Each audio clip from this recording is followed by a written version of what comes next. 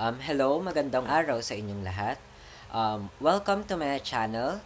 Bago tayo magsimula, let me clearly state our topic for today. Our topic for today is all about program flow iteration control structure.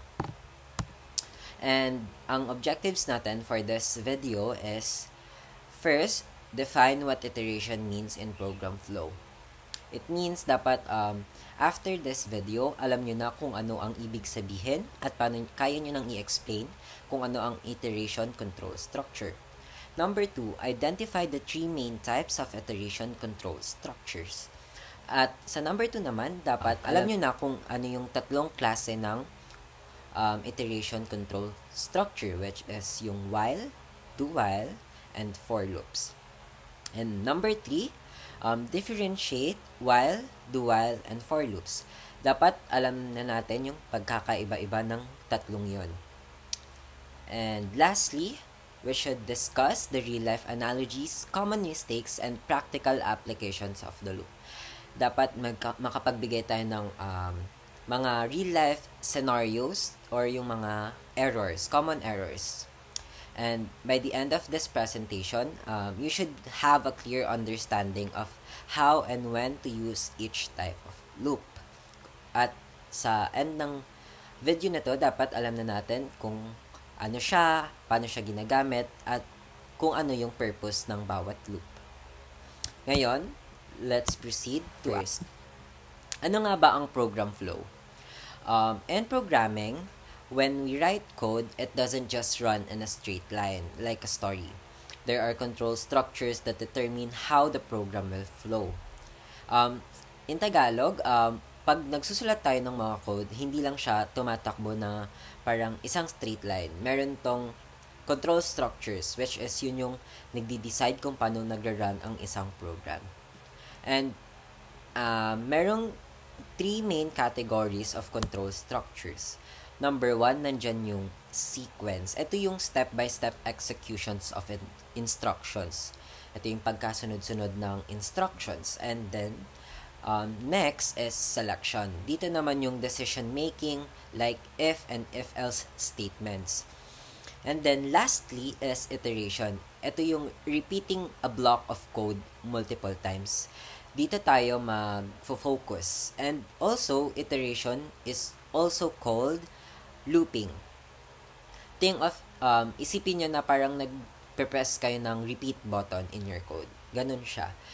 Instead of writing the same instruction over and over, pwede nyo siyang isulat ng once gamit ang isang loop. And the program repeats it for you.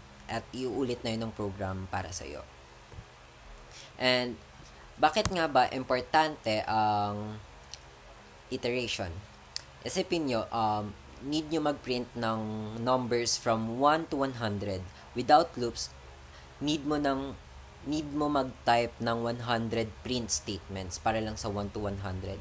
And sobrang sayang nun sa oras and prone pa sa mistakes.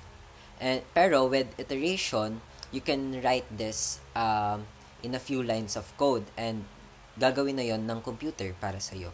And kaya, importante yung iteration and or looping. Kasi they save time, they make programs shorter and more readable, and number 3, mas less sila sa errors, and they make your code scalable. You can, parang, mas madali mo siyang maia-adjust. Halimbawa, instead na 1 to 100, pwede mo siyang gawing 1 to 1,000 with just a small change. So, proceed naman tayo sa type of iteration control structures. Ano nga ba yung parang 3 main types ng iteration control structures?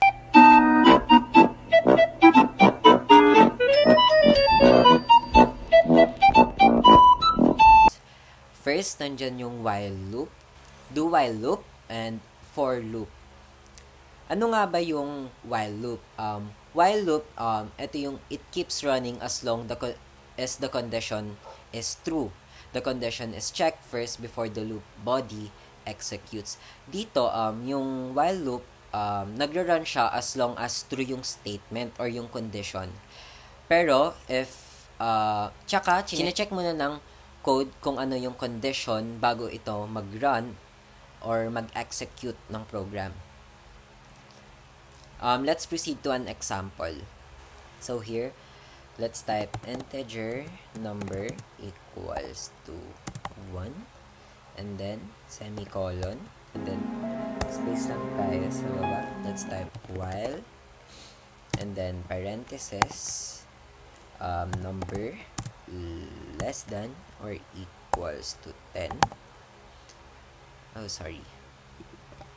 Less than equals to 10. Wait lang. And then bracket. Let's type here a bracket. Let's put a bracket here. Yan. And then let's just have a message.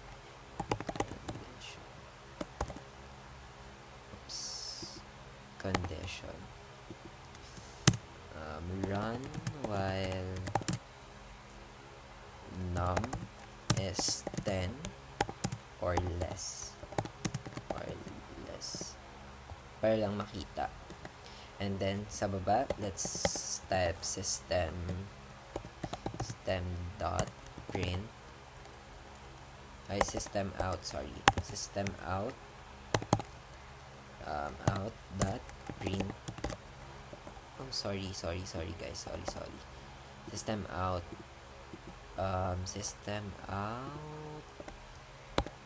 print ln number sorry guys, yan, number. You guys can put anything here kung paano nyo gusto i-label yung number.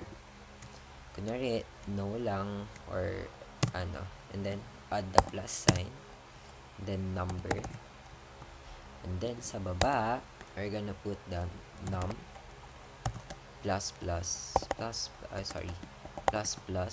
and then semicolon. So dito let's try to run it. Correct. Oops, sorry. So here, let's try to run it. For example, here, kapag rinan natin yan, ito ang kakalabasan. There. Number 1, 2, 3, 4, 5, hanggang 10. Here's the explanation, guys. Sa looping, nag-start kasi tayo sa 1. Ayan. Number 1. And then, kapag bago yan mag-run, chine-check muna yan. Is number equals or less than or equals to 10. If yes, piniprint niya yung number. After i-print yung 1, madadagdagan nyo ng isang number dahil dito. Dahil doon, nagkakaroon ng countdown. Like 1, 2, 3, hanggang 10. Pero kapag umabot na yan ng 11, mag-i-stop na yung code natin kasi nagiging false na siya, hindi na siya true. So ngayon, proceed naman tayo sa do while. So proceed naman tayo sa example ng do while. Sa do while naman, let's try integer num equals to 15 and then semicolon lang and then space and then do, then bracket, then let's type system dot out dot println, yan, and then let's put a label, number, then space plus num. Then sa baba niyan, we'll put num plus shift and then semicolon, and then sa labas ng bracket we're gonna put the while. While is parenthesis number less than or equals less than or equals to 10. Yan. Then, semicolon lang ulit. And then, after that, let's try to run it. Ayan. Ayan yung lalabas. So, dito, ang number natin nag-start sa number 15. Ayan, number 15. Sa do while kasi, ang loop is nagpiprint na siya kahit hindi pa chine-check ang condition. After neto mag-print, saka lang i-check ang condition. Halimbawa, if number 15 is less than or equals to 10. And if the answer is false or hindi tugma, then it stop. Pero kung kunwari, like pasok siya, kunwari, let's try say number 1. Number 1, and then let's try to run it again. Ayan, magpiprint pa rin siya. So, ganun lang siya. And then, sa do while, ang key point sa do while is useful when you want to like block a code or to run at least once no matter what. Now, balik natin sa 15 and then let's rerun it. Ayan, kahit false siya, nagra-run pa rin siya. Now, let's proceed to the for loop. The last type. Let's proceed to that. So, now, let's proceed to for loop. Pero first, what is for loop? For loop is the most common type, especially when you already know how many times you want the code to run. So, now, let's try it. We're just gonna type for, and then, parenthesis, integer, equals, num, equals 1, then semicolon, and then number is less than or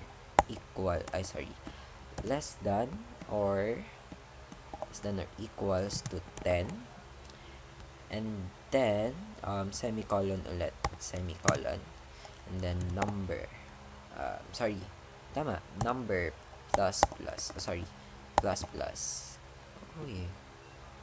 oops, sorry guys, sorry, may mali. Ayan, plus, and then after that we're gonna put a bracket, and then sa labas we're gonna put system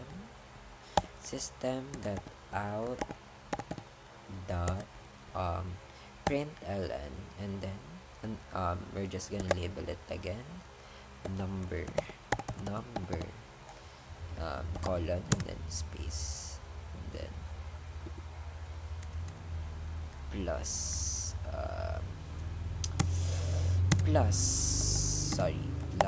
number. Then yan, let's try to run it. Ayan. Ayan yung naging labas ng code. Ayan. So, sa for loop, kapag ang initialization sa for loop is eto. Yan. Starting point, number 1. And then, ang condition naman is eto. Number 10. And, pag na-reach nyo na yung number 10, nag-stop na siya since magiging false na yung parang start and finish kasi sa for loop. Halimbawa, it starts with 1 and ends with 10. So, pag nag-11 siya, nag-stop na siya kasi lagpas na siya sa parang, let's say, end. So, ganun siya. So, ang increment naman natin is itong number plus. Yan. Para mag-add lang siya ng mag-add until it reach the number 11 kasi dun na siya mag-stop since number 10 yung needed. Yan. So, this prints number from 1 to 10 as you can see. Diyan, kita nyo naman, it prints number from 1 to 10. And then, the for loop is concise at Dahil alam natin kung saan siya nag-start at nag-end. Yun lang. Now, let's proceed to comparing the three loops. Ano ba yung differences nila? And paano ba sila nagkaiba-iba? So, now guys, let's proceed to sa pinagkaiba-iba ng tatlong types ng iteration. Like yung while, do while, and for loop. Sa while, kapag ang condition is false at start, hindi siya nagra-run. Samantalang ang do while naman, nagra-run siya once pero tumitigil rin. Ang for loop naman, hindi siya nagra-run kapag ang condition is false. So, guaranteed ba na mag-run once ang mga ito? Sa while, ang sagot dyan is no. And then sa do while, yes. And then sa for is no. Like I mentioned earlier, kapag false ang condition ng starting condition ng looping type, sa do while lang nagra-run once, then nag-stop na siya. Best use naman sila kapag ang while, you don't know how many times to repeat or depends on condition. Like, kung hindi mo alam kung ilang beses dapat i-repeat yung parang statement or kaya depende siya sa condition. And then sa do while naman, you need to loop the body to run at least once before checking. So, parang need mo lang i-loop yung body niya para mag-run siya at least once before checking. And then sa for naman, best use siya kapag alam mo na kung ilang beses dapat maulit yung sa loop, inside the loop. Ang best shortcut to remember lang dyan is sa while, check first, then do. Sa do while naman, do first, then check. And then sa for naman, repeat a set number of times. So now guys, let's proceed to the real life analogies or real life example para mas madali siyang maintindihan. Let's use real life example. Sa while loop, let's have I will wash the dishes while there are dirty plates. If no dirty plates exist, I won't wash at all. So, bale, ang message dito ay maghuhugas daw siya kung merong dirty plates. Pero kung walang dirty plates, edi hindi siya maghuhugas. So, ang nangyari dito, chinek niya muna kung may hugasan siyang plato or wala. So, doon lumalabas yung condition natin sa while loop. Nag-check muna siya bago mag-run. Sa do while naman, I will eat at least once, then check if I'm still hungry. Even if I'm already full, I still eat once. Dito naman, kumain na siya bago niya chinek kung gutom pa siya. Kahit busog na siya, kumain pa rin siya. Like, hindi niya chinek. Ginawa niya muna bago niya i-check. Ganon. Kumain muna siya bago niya chinek kung busog pa siya or busog na siya. Ganon. Sa for loop naman, ang example natin dyan is I will jog for 10 laps. I know exactly how many times I need to repeat. So, dito naman, parang sabi niya nga, I will jog for 10 laps and na-mention ko na alam niya kung ilang beses dapat siya mag-repeat. So, yun yung concept ng for loop. Now, let's proceed to common errors. Pag gumagamit ng loops, ang programmers, they often encounter mistakes. Halimbawa, infinite loops. Kapag yung condition is never magiging false. Ngari, let's have an example. Wait, gawa tayo ng bagong class. Ayan. And then, example of infinite. Ayan. Yan na lang.